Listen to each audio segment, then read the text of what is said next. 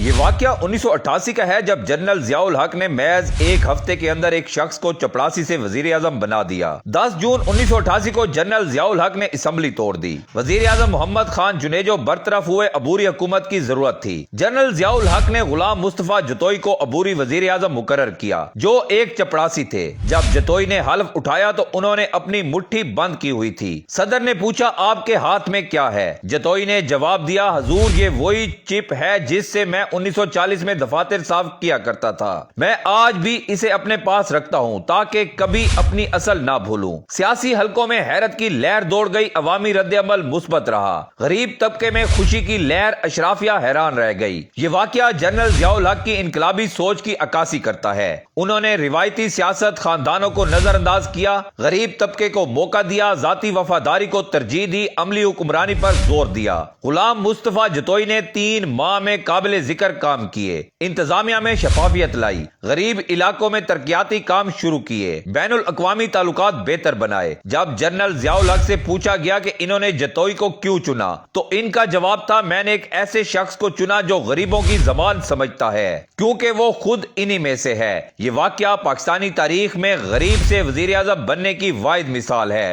اور جنرل ضیاء الحق کی انوکھی سوچ کا منہ بولتا ثبوت ہے۔ آپ اس حوالے سے کیا رائے رکھتے ہیں؟ اپنی رائے کا اظہار کمنٹ سیکشن میں ضرور کریں۔